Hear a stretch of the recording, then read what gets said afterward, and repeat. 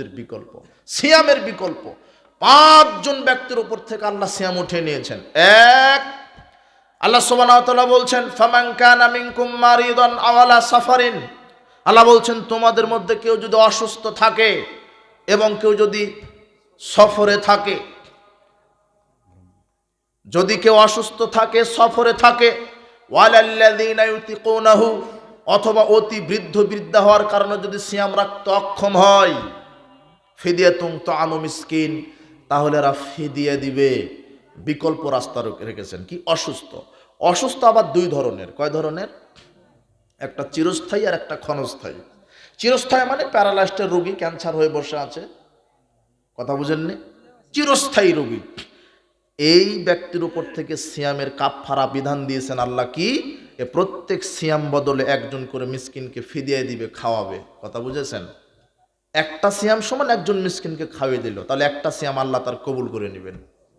চিরস্থায়ী রোগী আপনি, সিয়াম রাখতে অক্ষম, তাহলে 30টা সিয়াম রমাদানের, 30টা ফকির মিসকিন অসহায়কে এতিমকে যদি খাবার দিয়ে দেন, 30টা সিয়াম আপনার পক্ষ থেকে ফরজিয়াত আদায় হয়ে যাবে। তাহলে সিয়ামের কি থাকলো? বিকল্প।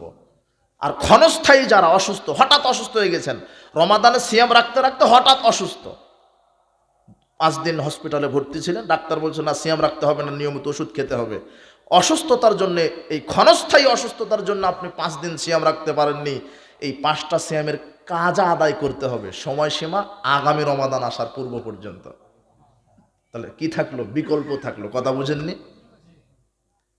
আচ্ছা, এক হলো অসুস্থ হলো। 2, মুসাফির, সফরে থাকার কারণে যেই কয়টা সিয়াম ছুটে যাবে, সেই কয়টা সিয়াম আপনি কাজা আদায় করবেন, সময়সীমা আগামী রমাদান আসা পর্যন্ত। ঠিক আছে না? এরপরে কি? 3 নাম্বার, অতিবৃদ্ধ, অতিবৃদ্ধা। অতিবৃদ্ধ আল্লাহ নিজে বলছেন আলাল্লাযীনা ইউতিকুনাহু ফিদিয়াতুন তাআমু মিসকিন, যারা অতিবৃদ্ধ, অতিবৃদ্ধা হয়ে গেছে, সিয়াম রাখতে অক্ষম, এরাও প্রত্যেক সিয়াম বদলে ফিদিয়া দিবে। কি দিবে? ফিদিয়া দিবে। তাহলে এই অতিবৃদ্ধ বৃদ্ধার সিয়ামের ফরজিয়াত আদায় হয়ে যাবে। 5 নাম্বার, গর্ভবতী স্ত্রী এবং স্তন্যধাত্রী। 4 নাম্বার, গর্ভবতী স্ত্রী এবং স্তন্যধাত্রী মা, যেই মহিলার পেটে বাচ্চা আছে, কি আছে? বাচ্চা। এবং যেই মহিলা বাচ্চাকে কি পান করায়? দুধ। যতদিন পেটে বাচ্চা আসার, যতদিন দুধ পান করাবে, ততদিন আল্লাহ সিয়াম উঠিয়ে রেখেছেন। তার মানে একজন মা বাচ্চা ধারণ করা থেকে নিয়ে প্রসব করা পর্যন্ত এবং দুধ খাওয়া পর্যন্ত 3 বছর সময় লাগে। কয় বছর? পেটে 1 বছর, 2 বছর দুধ খাওয়াবে। কত বছর? 3 বছরে কয়টা সিয়াম রাখতে পারেনি? 90টা সিয়াম রাখতে পারেনি। এই মহিলাটি ফিদিয়া দিবে, একবারে 90 জন মিসকিনকে খাইয়ে দিল। না, ফিদিয়া নয়, কাজা আদায় করবে। কি? কাজা। এই 90টা সিয়াম সে কাজা আদায় করবে। এই মহিলার সময়সীমা আল্লাহ দিয়েছেন এই মহিলার মরা পর্যন্ত। তাহলে সিয়ামের কি হলো? বিকল্প। কিন্তু এমনও তো হতে পারে সমাজে এমন মহিলা আছে, যা পরিবার আছে, যে বাচ্চা নিতেই আছে। কথা বুঝলেননি? দুধ খাওয়াতে খাওয়াতে আর একটা পেটে, এইভাবে 12টা নিয়েছে, 10টা নিয়েছে।